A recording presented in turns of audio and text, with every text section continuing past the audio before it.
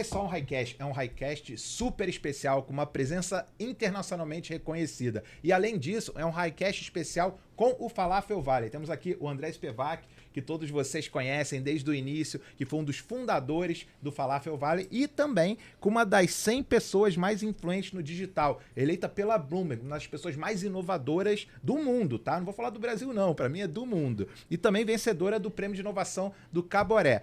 Paula Bronfman-Pup. Paula, eu vou pedir, eu sei que quando a gente tem todos esses títulos, todos esses reconhecimentos, é muito difícil falar da gente, mas eu queria que você falasse um pouquinho de você, contasse um pouquinho da tua história, que eu acho que a melhor coisa é a gente ouvir você dando a sua perspectiva sobre o assunto.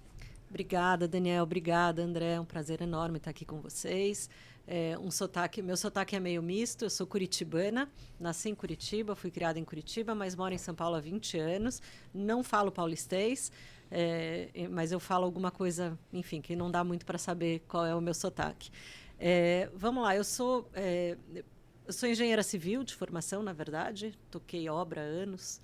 Então, eu vim de um mercado bem diferente, caí na comunicação quase por acidente, mas acho que eu sempre vou ser a nerd da comunicação, né? Não necessariamente uma pessoa que vem naturalmente da criatividade. Eu não me julgo uma pessoa criativa. Eu me julgo uma pessoa de backstage. Estava conversando com o André um pouquinho antes.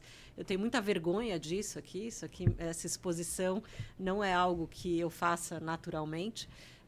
Mas eu gosto muito de estar no backstage, de entender ferramenta, de entender tecnologia, de entender o público, mas sempre por um lado um pouquinho mais técnico, mais de dados, vamos dizer assim. Então, essa sou eu.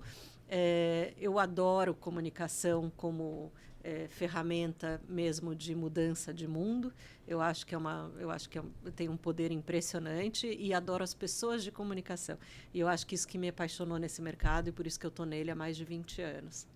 Eu acho que, para complementar isso que você falou, né, Paula já está há 2 anos que você tem apoiado várias instituições da comunidade judaica, dentro desse nosso ecossistema de instituições, não só na Conib, mas várias outras, e pela nossa leitura aqui, leitura Fierge, leitura Falafel, tem feito um trabalho incrível para que a gente consiga expandir um pouco a nossa atuação, não só um combate ao antissemitismo de maneira direta, mas também toda uma nutrição de agendas positivas, de informações que são relevantes para o público da comunidade judaica, mas também para todos aqueles que nos apoiam ou que precisam, de alguma forma, terem essa luta contra a desinformação mais intensa. Então, você não falou, mas acho que é importante falar sobre essa atuação comunitária também. E o André preparou aqui um roteiro incrível, né, para a gente poder levar para o público, levar para as pessoas que acompanham a gente no Highcast, muitas dessas coisas que, apesar de você ter dito que tem vergonha de falar, eu acho que a gente vai ter muito orgulho de ouvir e quem está acompanhando a gente vai aprender bastante, né, André? Isso aí, obrigado, Dani.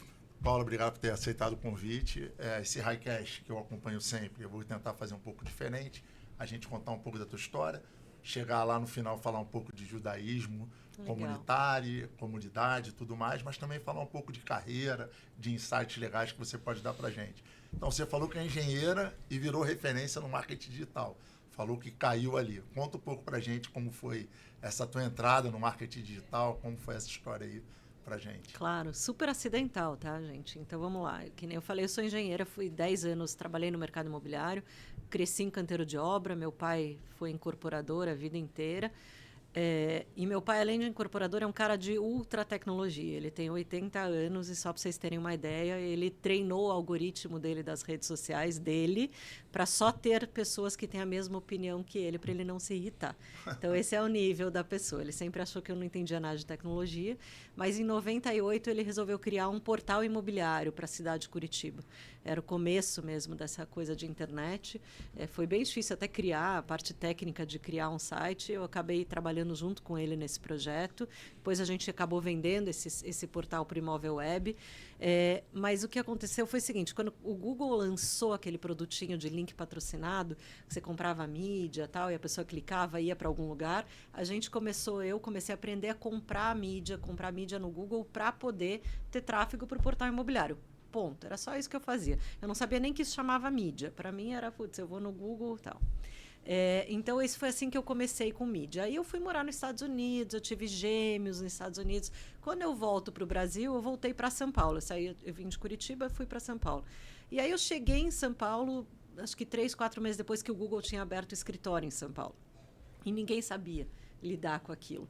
E eu tinha um grande amigo que chama Rogério Silberberg, que era o fulano, na época do fulano.com.br. O Rogério tinha uma agência chamada FBIS, e ele falou, Paulinha, você sabe comprar esse negócio de Google, né? Vem aqui na agência me ajudar a estruturar uma áreazinha aí para a gente fazer link patrocinado para o mercado.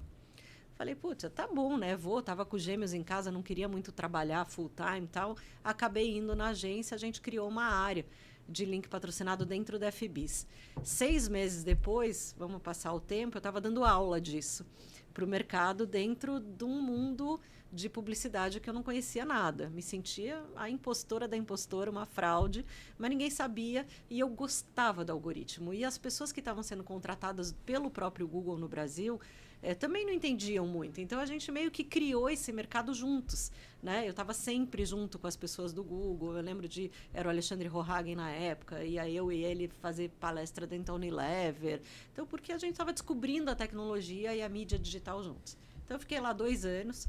Foi um puta aprendizado, mas realmente depois de 2 anos a minha cabeça eu entendo muito de algoritmo de publicidade digital, não entendo nada de publicidade. E aí a Microsoft estava trazendo os produtos mais técnicos de publicidade para o Brasil, o MSN era o máximo na época, então a Microsoft vendia muito esses produtos tal de mensageria, não sei o quê, mas vendia como a mídia offline, então vendia como um anúncio de um jornal. Você quer comprar a homepage do MSN? Então era assim, eles estavam trazendo os produtos mais técnicos e me fizeram uma oferta para eu ir para a Microsoft para cuidar desses produtos mais técnicos de publicidade. E lá eu aprendi o que era o mercado publicitário. Fiquei 3 anos lá.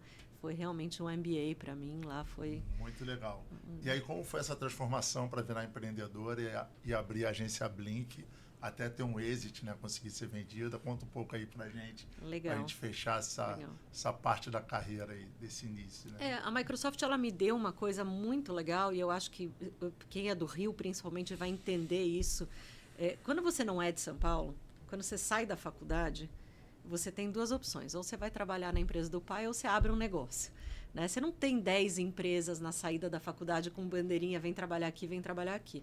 Então, quando eu saí da faculdade, eu fui trabalhar com meu pai. Era o caminho meio óbvio. Eu nunca tinha tido carteira assinada, nunca tinha ido para o mercado corporativo. A Microsoft me deu essa formação corporativa. Então, ela me deu muita bagagem de processo, de avaliação de desempenho, sabe? De tudo que vocês imaginarem, porque a Microsoft, ainda mais, estamos falando de quase 20 anos atrás, aliás, quase 20 atrás, era muito verticalizada, muito hierárquica, então toda política. Então, ela me deu uma bagagem enorme, mas, ao mesmo tempo, não era a minha praia. Quer dizer, alguém que vem do mercado de trabalhar em empresa familiar, de poder fazer, acontecer, ser alguma coisa, você, de repente, não ser nada, né? Você ser mais um elemento ali no mercado corporativo, estava me incomodando. Outra coisa que me incomodava era que ainda não tinham bons negócios para trabalhar com esse boom de marketing digital, não na venda da homepage de um portal, mas sim dessa mídia mais técnica, de entender algoritmo, de entender ferramenta de publicidade e tal. Falei, a gente tem um mega espaço. Paralelo a isso, o Rogério, que era o dono da FBIS, ele viu que essa área de link patrocinado da FBIS começou a ficar abandonada depois que eu saí de lá. Então, ele resolveu spin-offar essa área e criou a Blinks com essa área. Então, na verdade, a Blinks ela foi uma spin-off da FBIS. Só que ele, como empreendedor e não executivo, precisava de alguém para executar. E ele falou, você não quer ser CEO da Blinks e ser sócia da agência? Então, eu falei, putz, tá bom. Fiquei 3 anos aqui, aprendi e fui para a Blinks para ser CEO. Comprei uma participação relevante. E aí fiquei lá na agência, porque era um mercado muito novo. E realmente a Blinks, muito rapidamente, virou referência disso no mercado. Eu acho que é interessante daí, né? Vou puxar, você sabe que às vezes eu quebro o roteiro, porque às vezes tem uma coisa que vale a pena. Você nasceu, cresceu numa casa empreendedora, então, pelo que eu entendi, né? De uma pessoa que inovou no mercado imobiliário. Até essa tua história de ter começado a estudar como funcionava a compra de link, de mídia no Google e tal, mostra que a inovação fazia parte, assim, Sim. não foi uma coisa que veio depois que você saiu da faculdade, falei, vou ser inovadora. Eu queria que, de alguma maneira, a gente mostrasse o quanto que ter esse exemplo, né? Esse exemplo que pra gente dentro da comunidade faz muito sentido, o quanto que a gente se torna ou como a gente acaba sendo referência de inovação por conta dessa base, essa base educacional que a gente recebe não necessariamente nas escolas, mas em casa. Isso teve uma influência em você, para você ser uma inovadora desde sempre, ter trabalhado em duas empresas, uma que tem uma pegada muito inovadora, que é a Google, e uma outra que é inovadora, mas que tem essa questão mais hierárquica, de política, principalmente no escritório aqui no Brasil. O quanto que isso influenciou nessas suas escolhas e sair de uma grande empresa para assumir como CEO de uma aposta, né? Porque era uma aposta. Era uma aposta, Nossa, muito legal. Sabe que eu nunca tinha pensado nisso, né, Daniel? Eu acho que você tem toda a razão. Eu acho que mais do que uma casa empreendedora, quando você tem o privilégio de estar com um empresário como o pai, por exemplo, os círculos, as conversas que acontecem na mesa de casa, nos jantares e nos almoços, elas são conversas que te provocam, né? Eu acho que a gente tem uma vantagem, eu pelo menos tive essa vantagem de não só ter um pai que me provocava e sempre me colocou num lugar, primeiro igual meus dois irmãos, então nunca teve nenhum tipo de machismo dentro da minha casa, de que o irmão pode fazer uma coisa, a irmã não pode. Eu que fui a engenheira, que fui para a incorporadora trabalhar com ele, meus irmãos nunca foram, e eu vivia em canteiro e com a mão de obra que eu sempre curti, adorei, então eu sempre fui meio tomboy, assim. Então meu pai sempre me tratou assim, eu tive essa sorte. Mas as conversas que aconteciam na sala da minha casa eram muito gostosas. Eu sempre fui a filha que ficava sentada na sala querendo ouvir. E eu gostava mais de ouvir o lado do meu pai do que o lado da minha mãe, que tinha uma vida um pouco mais social e menos profissional. Minha mãe não tinha uma carreira profissional, ela era mais da casa e meu pai não. E eu ficava com os homens. E eu gostava de ouvir essa parte do negócio. Então é mais do que a cultura empreendedora, mas as conversas que você ouve. Né? E poucas pessoas entendem, mas quando você vai para o mercado corporativo, a diferença de comportamento que você tem versus a pessoa que não vem de uma família, que te coloca na frente de uma pessoa muito importante desde que você é criança, e você não tem vergonha de falar com aquela pessoa que é muito importante, você fala de igual para igual, que você enxerga naquela pessoa um ser humano igual a qualquer outro, né? Que vai no banheiro, que fica doente, que ele é igual a mim. Então, você sempre foi numa posição de iguais. O que, lógico, dentro do mercado corporativo, às vezes atrapalha um pouco, as pessoas te julgam, quem é você para estar falando comigo desse jeito, mas, por outro lado, tira um monte de obstáculo.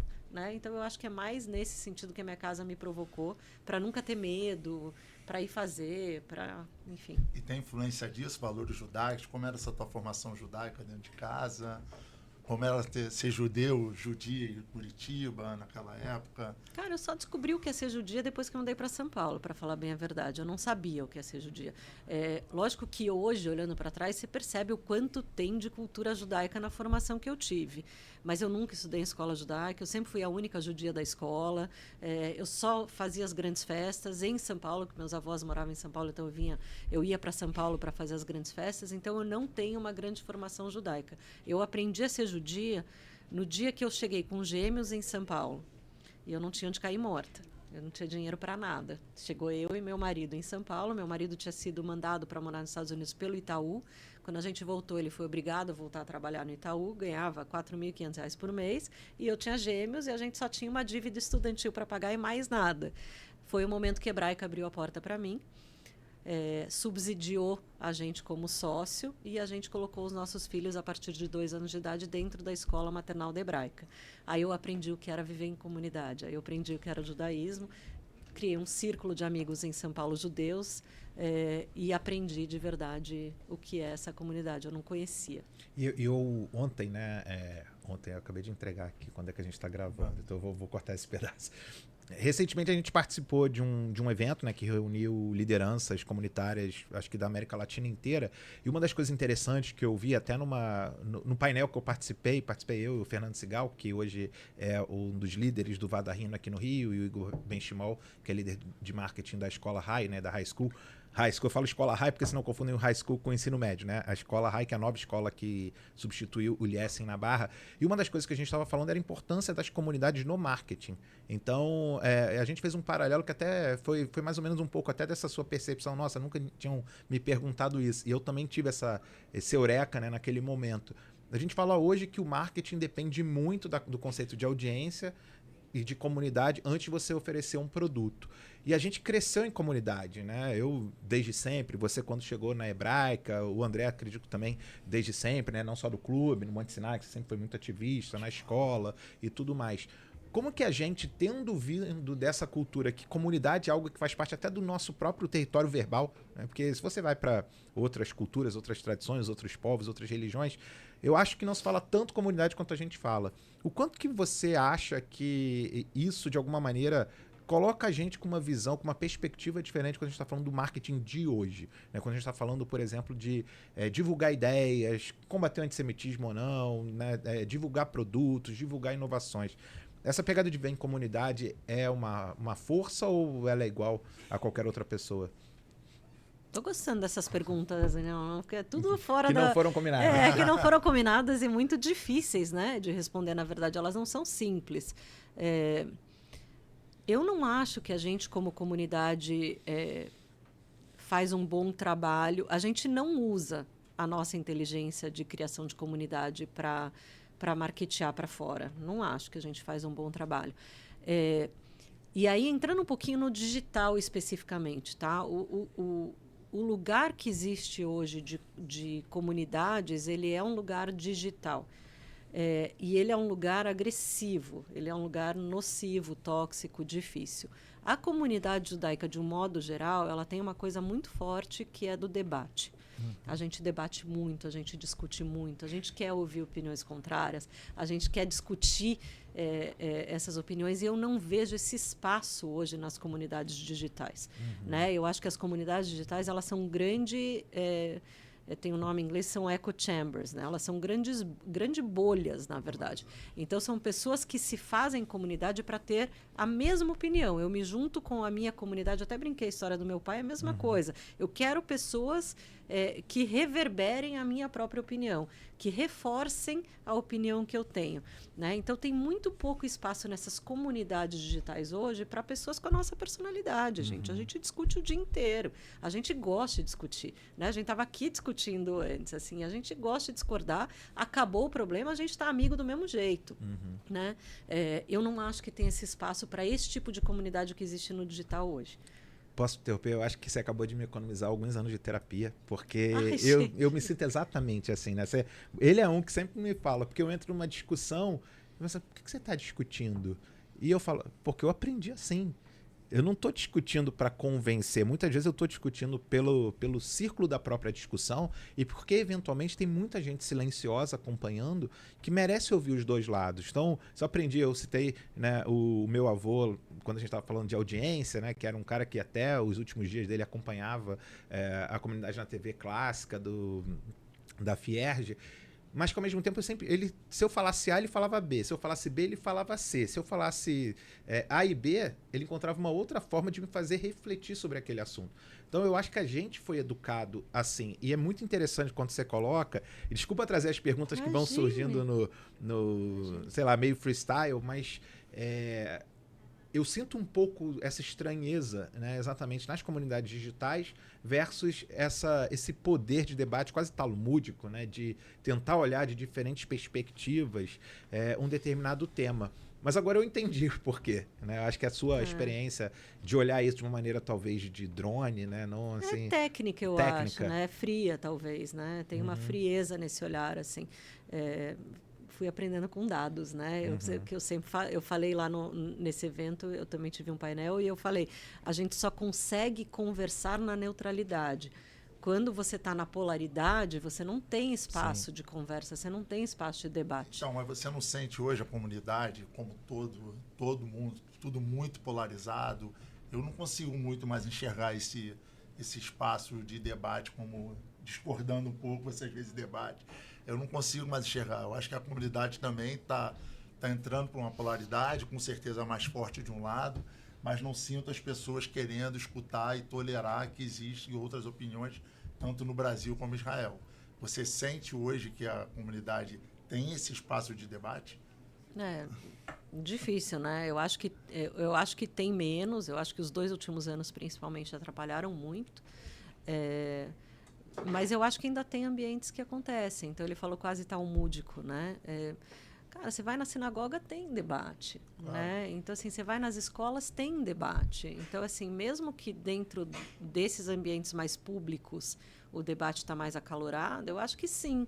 eu acho que ainda tem um pouco desse... E é legal a gente tentar lembrar, né? Aproveitar esses lugares de fala que a gente tem para lembrar, falar, gente, debate é natureza. E outra coisa, o que teu avô fazia era isso, era te provocar para você se desenvolver como pessoa. E eu vou mais longe, eu acho que o debate, ele é um autoconhecimento importante. Eu estou falando aqui, eu vou ouvir depois, eu estou pensando, pô, nunca pensei por esse lado. Quer dizer, mesmo você me provocando, ou eu não concordando, eu também estou aprendendo. Eu acho que né? tem um lance que eu tenho escutado, você, hoje em dia, você tem dois polos e os extremos gritam, né?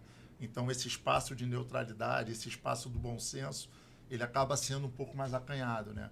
Então, eu estava ouvindo algumas pessoas falar, a gente precisa ser extremista de centro, né? Para que o bom senso, que o bom senso consiga gritar também para quem está em cada extremo conseguir escutar. O moderado, né? é silencioso, né? Os extremos são barulhentos, né? Então eu acho que tem um pouco do que o Dani falou também, assim, tem muita gente calada, né? Eu fiquei calada há muito tempo. Eu acho que se não fosse o 7 de outubro, eu continuaria calada.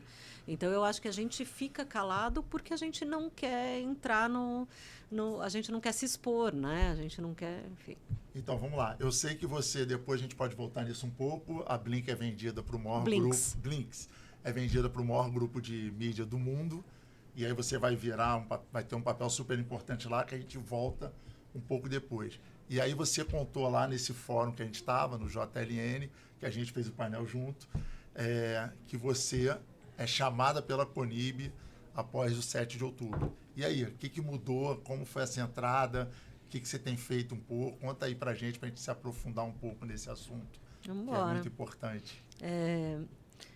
Eu tive um chamado, na verdade, assim, foi o 7 de outubro, todo mundo lembra onde estava, eu estava chegando num evento do Google na Califórnia, era um evento super importante, o evento mais importante do ano dele, só com formadores de opinião do mundo inteiro, e eu não conseguia nem ouvir o que estava se falando ali, minha cabeça estava num lugar muito diferente. E mexeu comigo de um jeito, porque eu falei assim, gente, e agora? Né? E agora? O que eu posso fazer com tudo que eu sei?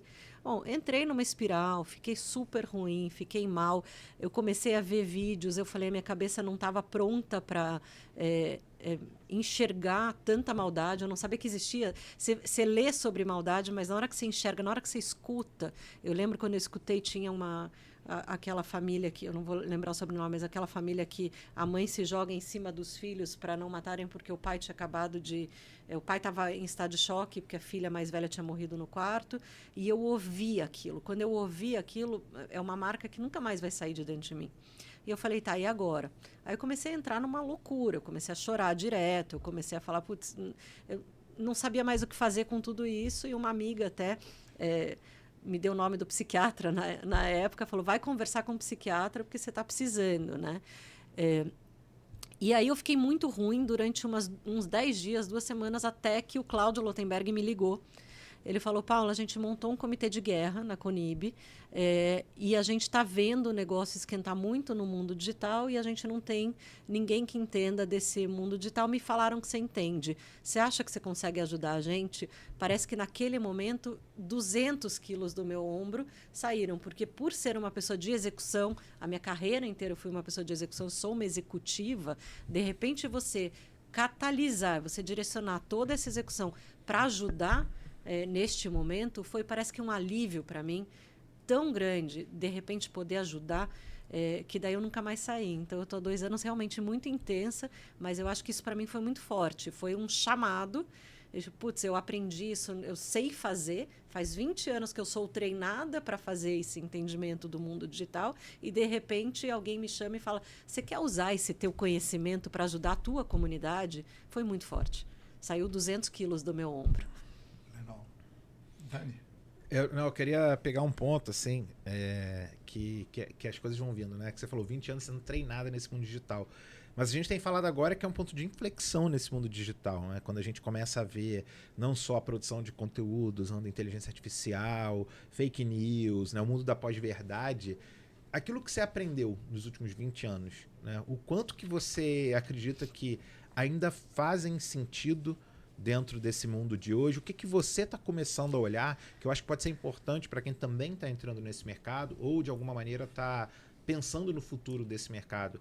O que, que você colocaria para quem está... Posso dar 2 passos para trás nisso que Por você falou? favor, quando você quiser. É que é um assunto que eu acho que eu mais gosto. Eu sou uma pessoa, meu título no grupo que me comprou é Chief Transformation Officer. Por quê? Porque eu sou uma pessoa de transformação. Qual a diferença de transformação para algumas outras profissões? A transformação, ela não acredita em destruição de valor, tá? Ela acredita em transformação de valor.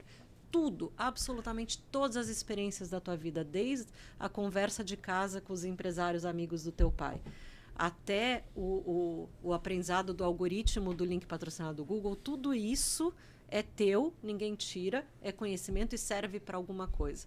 Sabe? Eu não sou aquela pessoa que acha que a fórmula de Bhaskara não serve para nada. Eu acho que tudo serve. Todo o teu aprendizado serve. A aplicação desse teu conhecimento é que ela vai mudando. Né? Então, uma pessoa boa de transformação, ela é uma pessoa que sabe pegar todo o know-how do que você conhece e transformar para um novo output. Tá? Então, isso serve para qualquer carreira. Então, jovens que estejam escutando, tudo que você aprendeu hoje é útil. Tá? Não existe. Se alguém olhar para você e falar assim, agora tem inteligência artificial, vai derrubar tudo que você já soube fazer na vida, não serve mais para nada, você olha para aquela pessoa e fala bullshit. Porque o que eu sei, ninguém tira de mim. Conhecimento é tudo. Então, assim, eu não acredito que o que eu sei da cozinha das plataformas digitais por trás. Eu sei cada plataforma que foi inventada, eu sei por que ela chegou lá, como que ela foi inventada, o comportamento do cara que está lá, como que o comportamento dessas pessoas... Se você pegar os nossos filhos hoje, você vai ver que eles não postam. A gente era pavão, postava tudo, eles não postam. E quando postam, eles postam conteúdo efêmero, só para os close friends deles. Aquela coisa que, né, de stories. Né? Não tem o post, o Reels, né? Não tem, é outra pegada. Então, esse conhecimento, essa curiosidade de entender o comportamento do cara que está dentro da plataforma digital, você entender de onde vem a inteligência artificial, mas mais do que isso, o que as pessoas estão querendo com a inteligência artificial. Cara, ninguém vai tirar isso de mim. Eu entendo o comportamento de plataforma digital, eu entendo como é que você, como empresa, precisa se comportar dentro de cada plataforma digital para não ter perigo de reputação. Então, assim, isso ninguém tira, cara, isso não vai mudar. Eu queria só puxar, então, esse fio, né, cara? Sensacional o que você falou, porque eu acho que reverbera um pouco uma crença que eu tenho falado bastante. Fazer uma referência agora, eu não vou saber exatamente o nome da instituição, mas é uma universidade na Pensilvânia. Não sei se é a Universidade da Pensilvânia, mas é uma universidade na Pensilvânia que mostrou que o impacto da inteligência artificial, na verdade, é que transforma as pessoas que sabem como fazer ou que são criativas em pessoas mais produtivas, e quem não sabe, né, como fazer, continua produzindo algo sem qualidade, só que em 10 vezes o volume. Né? Então, quem sabe escrever um texto usando inteligência artificial consegue fazer algo muito melhor. E eu, de maneira empírica, antes até de ler essa pesquisa, eu vi uma diferença muito grande nos profissionais, que eu acho que é relevante para quem está acompanhando a Paula por ser quem ela é, pela referência que ela que eu vi assim, por exemplo, você pega um profissional que foi migrante para a inteligência artificial, no sentido, para pegar essa área de marketing, sabe escrever uma boa copy. Tá? Vai lá, sabe usar os gatilhos, sabe estruturar o texto, sabe pensar no público. Essa pessoa usando inteligência artificial consegue fazer 30 vezes mais, mas com qualidade. Quem não entende como você constrói uma boa copy não vai nem entender por que um LLM, uma ferramenta, está gerando isso. Eu ouvi o Nizam Guanais num palco do Próximo esse ano, ele falou uma frase muito boa. Ele falou assim: eu adoro pedir para o meu chat GPT escrever um texto como se ele fosse o Zeca Pagodinho bêbado num bar. O jeito que ele escreve o prompt, você nunca ia pensar nisso. Pois é. Não, eu não quero nem tenho essa prepotência de achar que eu pensaria igual o Nizam. Mas, de qualquer forma, acho que nós temos, né, nossos aprendizados. Você falou 20 anos aprendendo isso. Talvez o algoritmo mude de ano a ano, semestre a semestre, trimestre a trimestre. Mas você entender porque que um algoritmo funciona de maneira A, B ou C, o que valoriza, vai te acompanhar para sempre. E eu falo muito isso quando eu falo na escola, né, como um educador, que eu me considero, porque eu também sou filho de professores. Nesse mundo que tudo muda o tempo todo, que os algoritmos mudam, que as ferramentas mudam, a gente tem que olhar muito para aquilo que não muda nunca. né? E eu acho que dentro da cultura judaica, dentro da nossa comunidade, quando a gente olha, eu poderia ir falar assim, isso aí é a filosofia, Aristóteles, São Tomé, os estoicos, mas eu quero olhar para o nosso conhecimento milenar. Tudo aquilo que a gente aprendeu de valores judaicos, eu não estou falando de se você é judeu ateu a judeu ortodoxo, estou falando os valores que estão por trás disso, né? Toda a questão do debate que a gente estava falando há pouco tempo, do tikkun olam, de geração para geração, do conhecimento como ginástica cerebral. Claro. Às vezes meu filho pergunta, por que eu tenho que aprender hebraico? Porque quem aprende um idioma, principalmente um idioma que não invertido, é romano, né? que, Claro. que não tem a mesma estrutura, você está ativando áreas do seu isso. cérebro que você vai usar em algum momento. É Você vai usar. isso. Você quer ser o quê? Quer ser gamer? Você vai usar o que você está aprendendo. Você vai usar esse conhecimento, talvez não de maneira utilitarista, mas de maneira. Como é que é a palavra? Propedêutica? Eu não sei, que eu não sou da área, mas eu já ouvi isso várias vezes. Mas é exatamente o isso. aprendizado do ponto de vista propedêutico. As conexões neurais, elas vão continuar ali, Você né? corre na esteira 5 km, você não chega a lugar nenhum, mas você sai mais capacitado. E eu acho que isso que você falou, de o que eu aprendi durante 20 anos, por mais que mudem todas as plataformas, te deixaram mais capaz. E eu vejo muito isso sendo valorizado na educação judaica ao longo de todos os séculos ou milênios. E quando a gente vê uma disputa entre uma escola judaica e uma escola não judaica, muitas vezes assim, eu ensino inglês todo dia, eu sou bilíngue, eu tenho um laboratório maker e tal. Cara, eu quero que meu filho aprenda coisas que daqui a 20 anos vão estar sendo úteis para ele. Talvez uma linguagem de programação específica pode ser útil nesse conceito que você falou, mas a lógica de programação, a lógica do algoritmo, ou saber perguntar, ou essa questão da Chutzpah, que você falou de alguma forma, não ter medo da hierarquia, são aprendizados para sempre, né? E eu gostei de muitas coisas que você falou, mas eu queria que o André pegasse mais uma dessas perguntas, senão eu não vou parar. Não, tranquilo. Olha só, então eu queria entender um pouco, você falou muito isso lá no painel, e eu achei bem interessante. Primeiro, como você está achando o papel da comunicação, da tecnologia no combate ao ódio e à desinformação? E principalmente, né, um ponto que você fala muito, a rede social atrapalha ou ajuda? Rede social sempre atrapalha, tá, gente? Eu sou meio radical nisso. Eu tenho um chapéu, eu sou presidente do conselho do IAB. O IAB é a entidade no Brasil que meio que representa as plataformas, né? Então eu tenho, às vezes, por isso que até eu saí do mercado corporativo agora, porque eu tenho um conflitozinho ali, né? Então eu defendo muito as big techs, muito as plataformas, mas por outro lado eu acho que as redes sociais elas realmente criaram uma sociedade que hoje é distópica, né? O que eu vejo é que a gente vai demorar mais alguns anos e vai aprender, né, a viver nesse mundo novo. É um mundo novo e eu acho que a gente está exatamente agora no período de transição. Dentro do nosso assunto, eu acho que a gente foi pego muito de surpresa.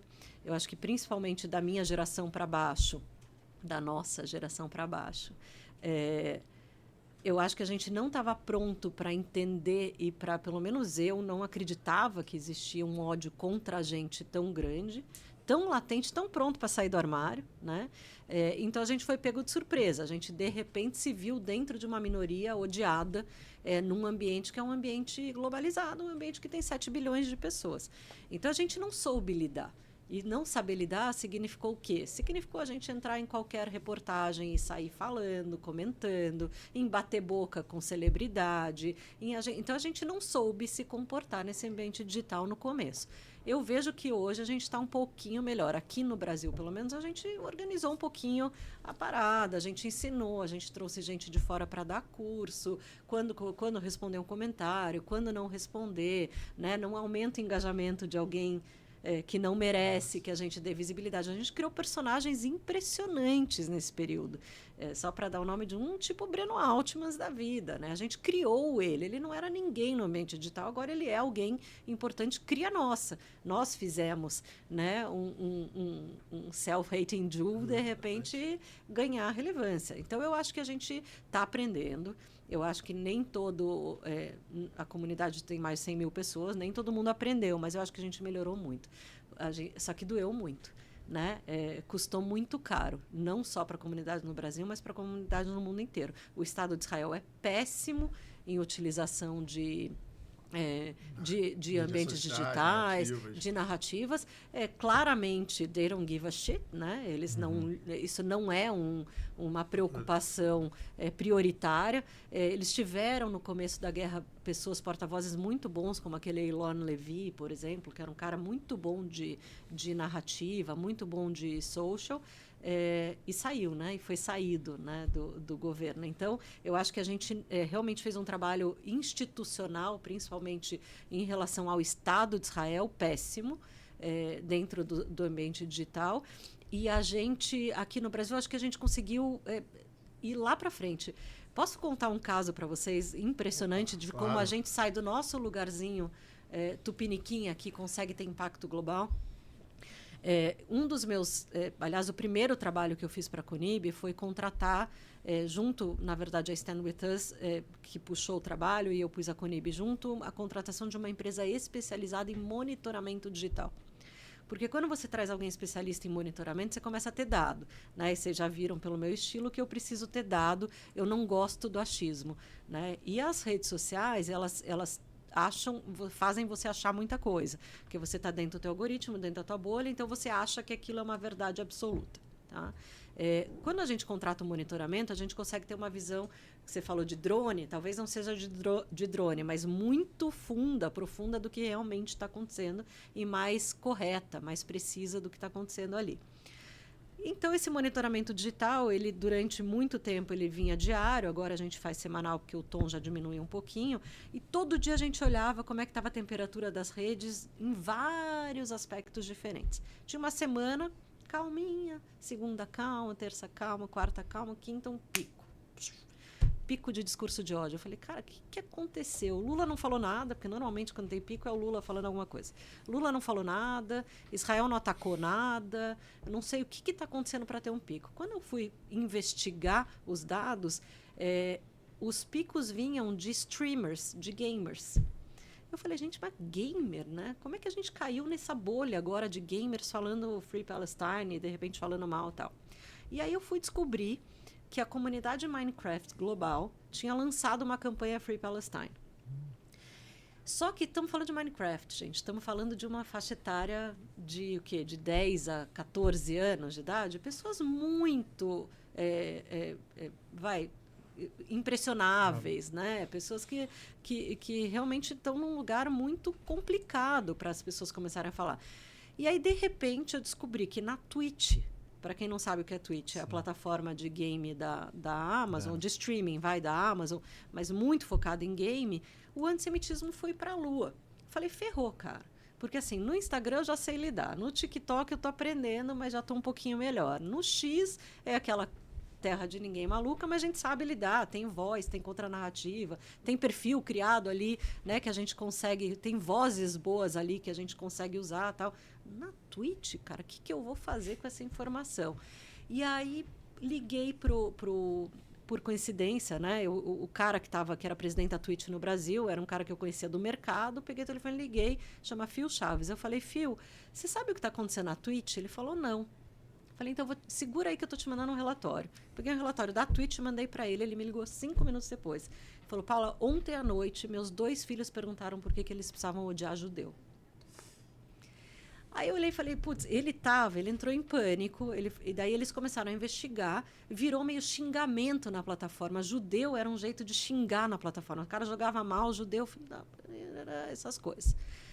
Ele ficou em pânico, ele falou, o que eu faço com isso? Eu falei, vamos escalar. Ele escalou dentro da Amazon, o cara de Global Ads veio falar comigo, me mostraram que tinha um cara na Amazon, no Canadá, que era o evangelista do assunto antissemitismo nas plataforma Amazon, pôs em contato direto comigo, e eles me falaram o seguinte, Paula, daqui em diante, qualquer coisa que você pegue em qualquer plataforma nossa, é direto pra gente. Pode mandar direto que a gente vai agir. 48 horas depois, não existia mais campanha Free Palestine na Twitch. Eles tiraram tudo do ar. Você veja, foi uma coisa que no nosso monitoramento aqui no Brasil, Tupiniquim... Podia ter criado uma cultura geracional. Você sabe quantas pessoas jogam Minecraft no mundo? 180 milhões de pessoas. Quantos judeus tem no mundo? 16, 15, 16 milhões? Tem 10 Minecrafters para cada judeu no mundo. Olha onde isso podia chegar. Muito louco, né? Não, e criando uma geração com esse ódio infundado dentro da que não cabeça, reverte, não reverte em algumas gerações. Já que você falou de dados, você mostrou uma coisa muito interessante, que o algoritmo e tudo isso, vocês monitorando, muitas vezes vocês viam que o antissemitismo estava em baixa, né? A trend lá, não sei, você fala melhor do que eu, mas a percepção dentro da comunidade era que estava super em alta. Conta um pouco isso aí que você mostrou. É isso que a gente falou um pouquinho das bolhas, né? Porque às vezes o teu algoritmo está tão treinado a te mostrar gente falando mal da gente que você entra lá e só vê aquilo, né? Gente, até eu que sou treinada, às vezes eu entro lá e falo, gente, pelo amor de Deus, né? 1, 2, 3, 4, 5 casos ali de, os jovens foram assassinados na saída da sinagoga em Washington. A loja em Paris que tem uma suástica. Quando você vê, você fala assim, cara, todo mundo odeia a gente.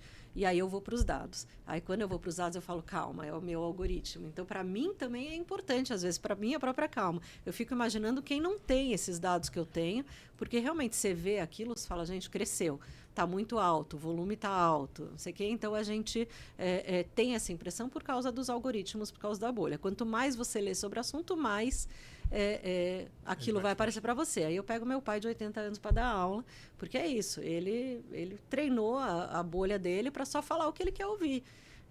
Ele falou, não quero mais me irritar, minha pressão sobe, eu fico mal, não quero mais me irritar, então eu quero só ouvir eu faço a minha própria opinião. Eu faço questão de seguir todos aqueles canais que eu sei que qualquer coisa vão colocar a culpa na gente, porque de alguma maneira a gente precisa ouvir o que estão falando, mas sempre tem que ter talvez essa blindagem, né, para entender que não é a realidade só uma manifestação de bolha. Porque eu nem vou citar os locais que eu sigo, mas eu já sei o que é de forma recorrentemente. Gente, eu sigo a FEPAL, cara. Né? Eu também sigo. Tá bom, então eu vou falar Mídia Ninja, Intercept, todas essas coisas. Porque eu quero, mas ao mesmo tempo eu também acompanho os canais que eu sei que são pró-verdade, né? No sentido, não pró-verdade, para não colocar que é só uma, né? Mas que de alguma maneira entendem o sionismo da maneira como o sionismo é. Então, eu acho que é um desafio muito grande a gente preparar as novas gerações para entender isso, né? Eles nasceram preparados. Mas sabendo separar o que está de cada bolha? A gente não sabe. Eles nasceram preparados. É isso que eu estou dizendo nas redes sociais. Daqui a pouco vai sair da distopia. Né? Porque é isso, a gente não só segue esses canais horrorosos, como a gente vai lá e entra no comentário do comentário, só para ficar bravo mesmo, né? Uhum. Cara, os jovens não fazem isso. Não fazem isso. Uma das coisas que mais me assustou nesse período foi o que aconteceu nas universidades americanas, né? Eu também. Porque a gente achava que era um território totalmente pró-Israel, os Estados Unidos é sempre Israel, e aí de repente a gente vê aquilo como a juventude americana, tudo isso acontecendo. Acha que teve papel e influência da rede social, virou moda, virou trend ser Free Palestine? O que você acha desse momento nos Estados Unidos também? Sem dúvida nenhuma teve, mas eu acho que aí tem foram anos e anos de estruturação do outro lado, criando movimentos juvenis e fazendo essa lavagem cerebral dentro das universidades. Não veio do 7 de outubro, né? É algo que veio sendo estruturado. Tanto que no dia 8 de outubro, antes de Israel contra-atacar, já tinha movimento nas universidades. Então, assim, você vê que isso vem criado de movimentos desse aparelhamento das universidades de muitos anos para cá. E inconscientemente mesmo, por exemplo, a minha filha está lá na Universidade da Virgínia, ela entrou na Universidade de South California, lá na USC. Eu brinquei com ela na época, foi bem antes de 7 de outubro, eu falei, filha, você quer ir para a Califórnia? Tudo bem, comece a trabalhar para pagar mensalidade. O meu dinheiro não vai pagar a Universidade da Califórnia. E assim, porque eu trabalho com as Big Techs há muito tempo, eu estava indo para a Califórnia 1, 2 vezes por ano e vendo a ideologia woke crescer lá de um jeito que eu não concordava. E olha, você está falando de uma pessoa, eu sou feminista, eu sou antirracista, tenho um monte de características de esquerda, woke, apesar de ser conservadora em muitas coisas também, principalmente economia e tal, mas eu olhava a Califórnia e falava, isso aqui não vai acabar bem. E é essa cultura woke que o lado Qatari soube usar, o lado Irã soube usar muito bem para aparelhar e para colocar essa turma contra a gente. Então, assim, no dia 7 de outubro estava tudo pronto. Foi Você acha que a virada gente de perdeu a chavinha. narrativa antes também? Não tem nem dúvida que a gente perdeu. Até porque a gente não se preocupa. Porque o judeu tem uma coisa que não aprendeu no Holocausto. Eu odeio essa frase, é uma das coisas que eu mais odeio.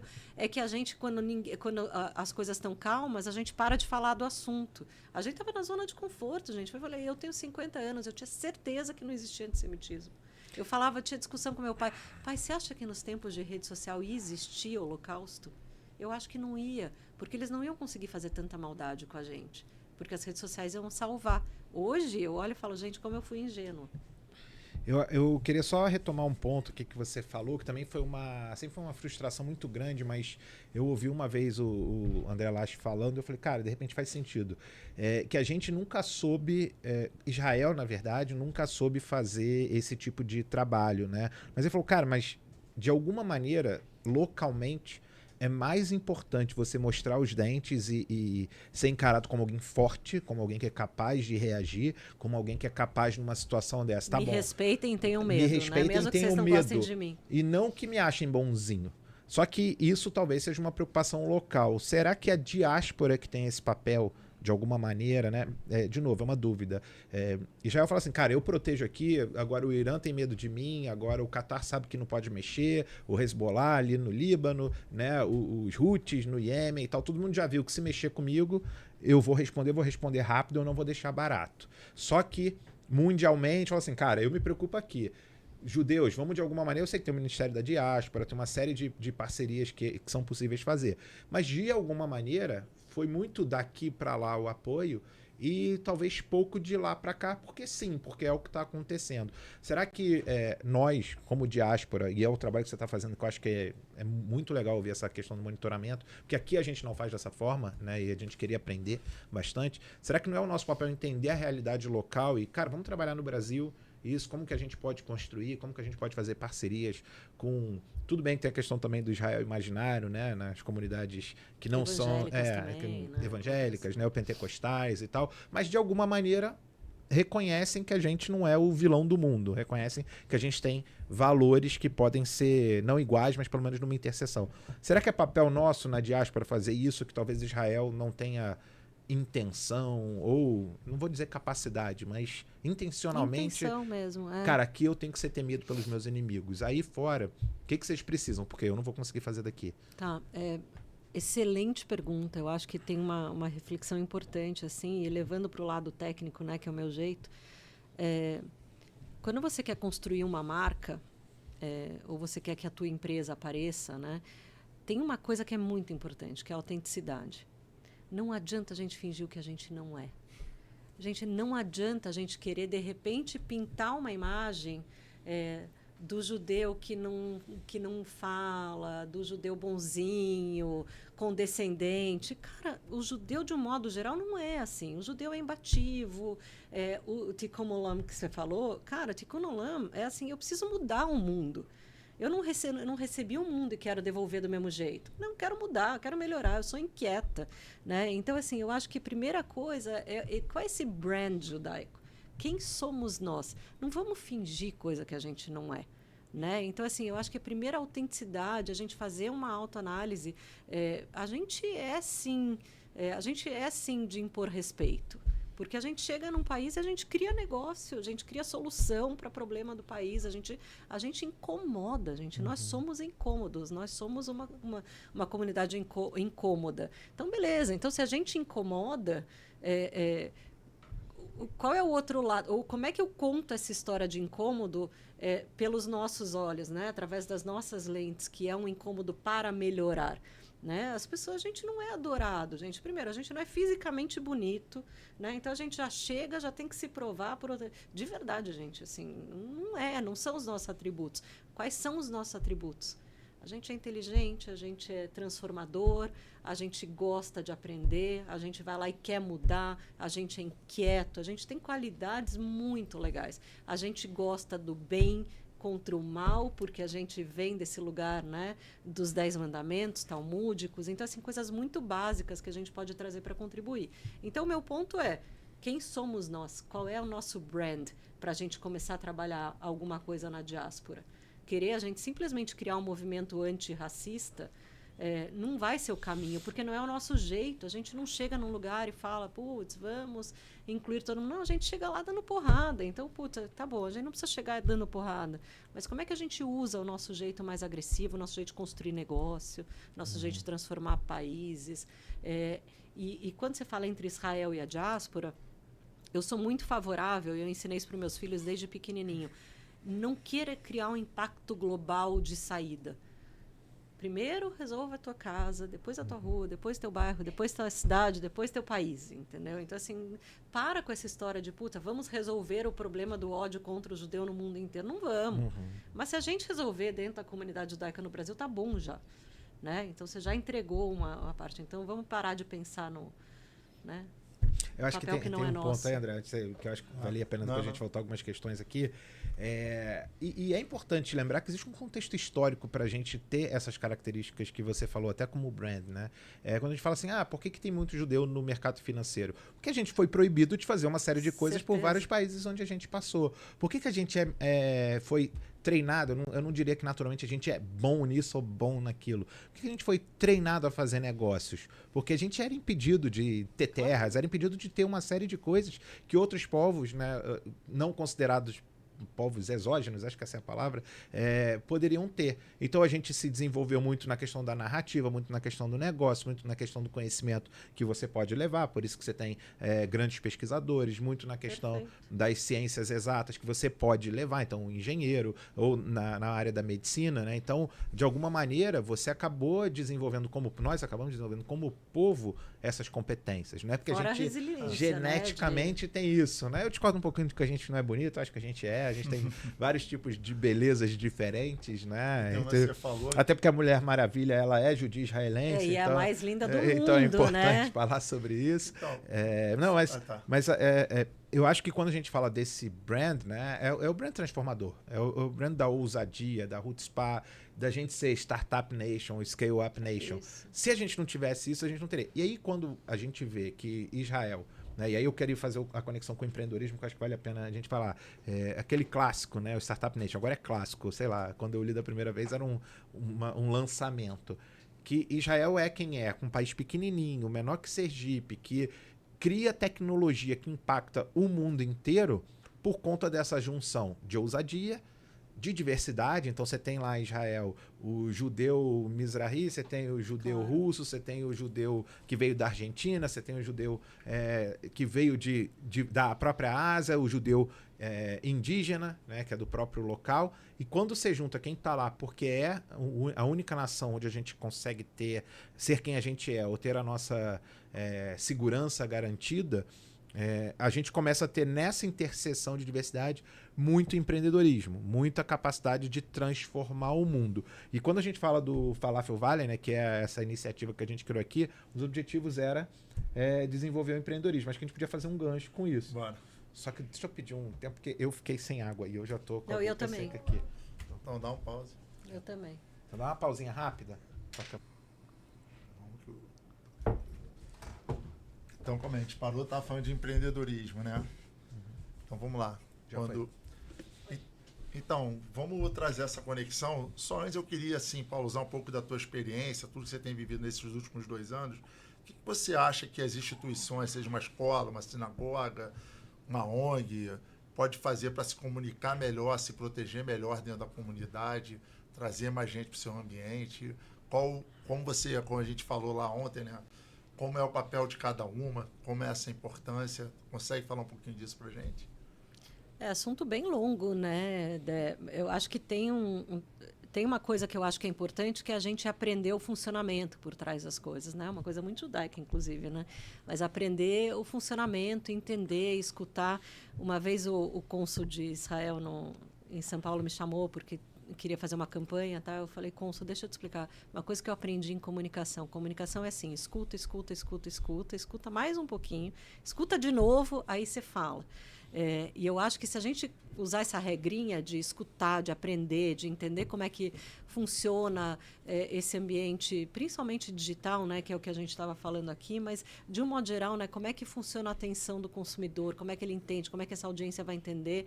Eu acho que se a gente aprender esse funcionamento, a gente vai saber usar a ferramenta que a gente tem na mão de uma maneira muito melhor.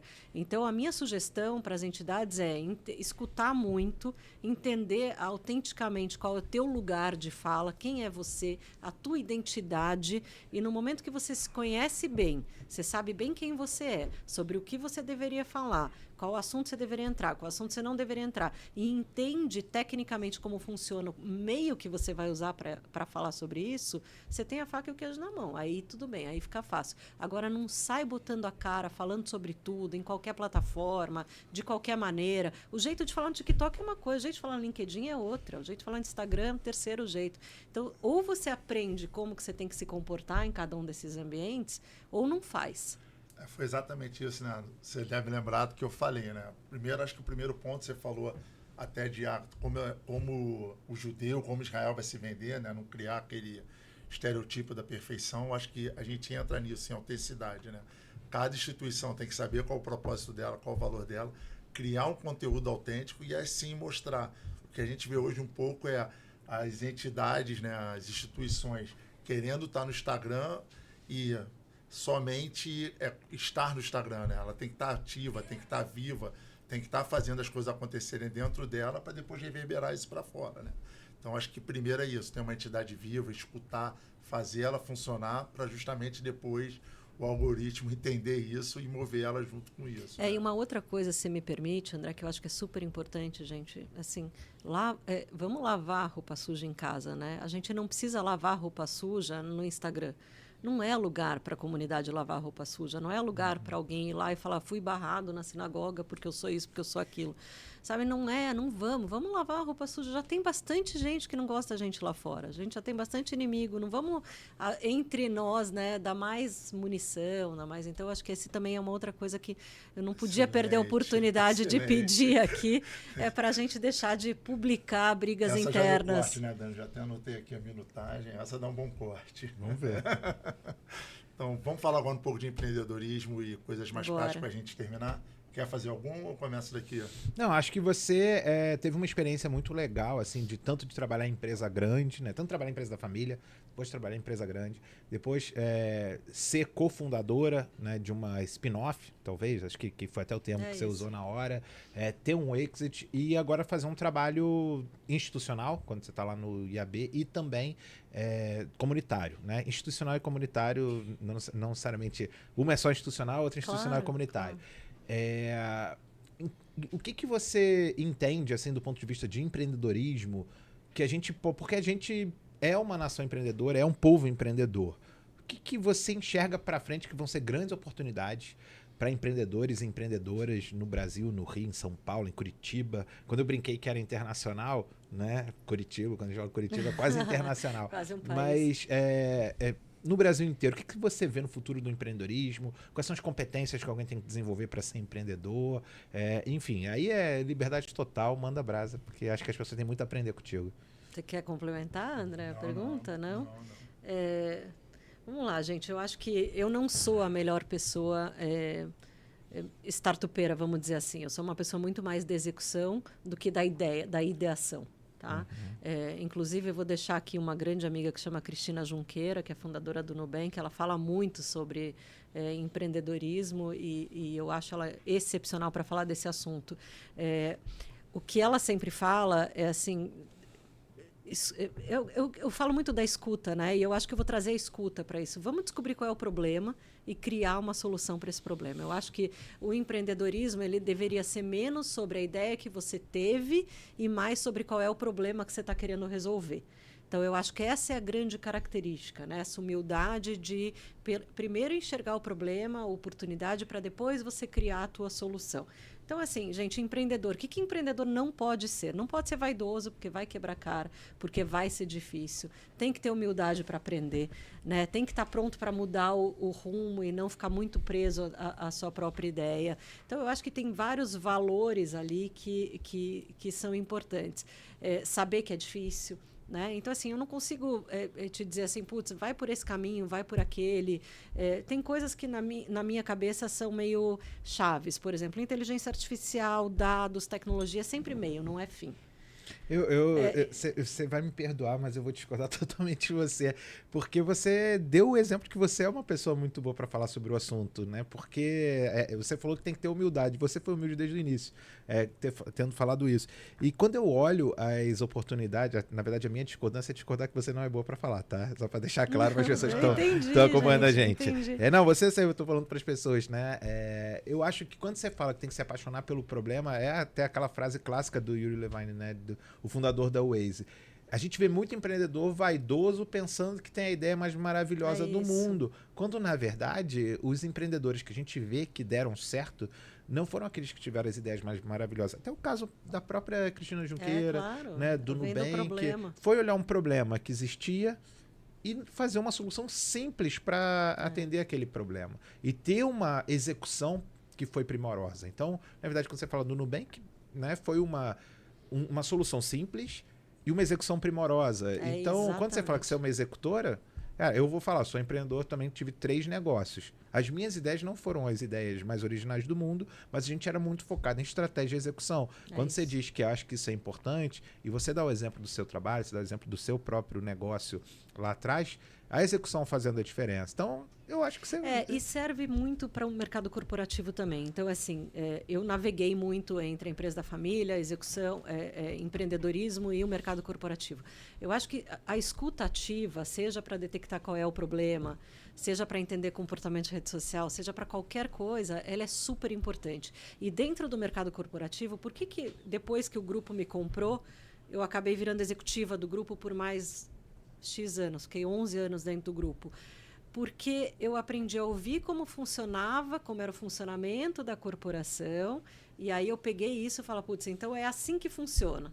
Dito isso, o que eu vou fazer com essa informação? Como é que eu vou empreender aqui dentro? Como é que eu vou ser? Como é que eu vou me destacar? Como é que eu vou usar os meus valores para criar valor aqui dentro? Então, é play the game também, sabe? Então, tem um pouco de você entender onde você está, seja empreendendo, seja dentro do mercado corporativo, de você não tentar fight the system, de você pegar o system, fazer o system fight por você, né? Você pegar o sistema para jogar a teu favor. Isso serve para qualquer lugar. Putz, eu estou no Brasil, um puta de um país complicado, tributariamente complicado, né? Economicamente complicado. Quer dizer, então, se está tudo complicado, que está chovendo para caceta, qual é a sombrinha que eu vou criar, né? Então, eu acho que esse é o segredo, tanto do empreendedor quanto do executivo. É você entender o cenário, entender onde você está, escuta e faz. Né? Então, acho que é um pouco dessa... Você acha que essa é a nossa cultura, tipo, de essência? Escutar? Ou é o que a gente tem que desenvolver? Não, é claro que é o que a gente tem que desenvolver, gente. A gente adora ouvir a própria voz, né? No Todo Mundo já fala, né? Temos 2 ouvidos e uma boca, mas acaba que a gente fala mais do que escuta, né? Não, e me diz uma coisa, depois dessa carreira aí tão intensa, tão bem sucedida, você está entrando numa nova fase. Quais são os próximos passos aí da Paula? Eu ainda estou em busca de alguns. Eu estou num conselho, eu quero alguns outros conselhos de empresa. Eu acho que é uma carreira boa para a fase de vida que eu estou, por vários motivos. Né? Primeiro, por disponibilidade de tempo, e segundo, porque vai me deixar ter essas trocas. Né? Tá aqui conversando com vocês dois hoje é uma coisa que me faz mais inteligente.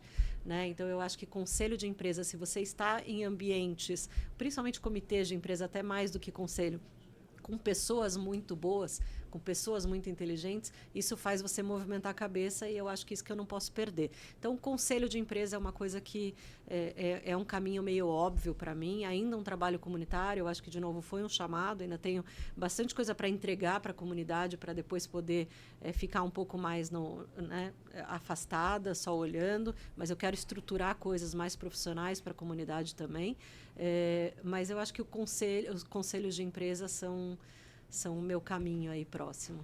Legal. Dani, mais alguma pergunta, alguma coisa? Teria um monte de perguntas, também, né? Mas a gente está aqui chegando. E primeiro, eu acho que em nome até da Federação Israelita, eu queria te agradecer não só pela participação aqui no Highcast, um Highcast especial com Falafel Valley, mas também por todo esse trabalho que vocês têm feito, né, lá na Conib, que, como a gente conversou em outros fóruns, em outros momentos, né, a Conib com esse papel de apoio às federações, de apoio quase que B2B, né, a gente falou de apoio entre instituições, porque é bem relevante a gente, em alguns momentos, saber como atuar além daquilo que a gente faz localmente. Então, entender de maneira mais integrada qual é uma visão nacional, uma visão confederada para a gente lutar contra um caso específico, a gente não funcionar como plataforma para alguém que a gente não tem como aumentar engajamento, ou alguma temática a gente pode ter mais integrado. Eu acho que o trabalho que vocês estão fazendo, não só de monitoramento, mas até de costura, de construção, de posicionamento de marca, é bem relevante para a gente, para a comunidade do Rio de Janeiro, para a comunidade do Brasil como um todo. Então, eu queria te agradecer o tempo que você está dispondo também aqui com a gente hoje. Quero agradecer quando vi que a Paula estava no meu painel, né? Eu fui o key speaker, né? Quando eu liguei para ela, Paula, faz o contrário. Você vira key speaker, que tem mais tempo, mas não deixaram. Muito legal ter te conhecido pessoalmente. Já tinha visto algumas coisas que você escreveu logo depois do 7 de outubro. Te agradecer pelo trabalho voluntário, como a gente aqui desse lado também está fazendo o tempo inteiro. E ampliar mais essa união FIERJ, CONIB, Stand With Us, e te agradecer. Foi um ótimo papo e um prazer. O prazer foi todo meu, gente. Obrigada. Obrigado. Então, para a gente encerrar, tivemos aqui um Highcast super especial, né, que em geral estamos às quartas-feiras, não só com episódio na íntegra, como também diversos cortes que a gente entende que precisam chegar em mais gente, né, que possam ser acompanhados por pessoas que precisam ouvir aquilo que está sendo falado. Obrigado, Paula. Obrigado, André. Valeu, obrigado a todo mundo da produção que está aqui acompanhando a gente. A gente se vê na próxima quarta-feira.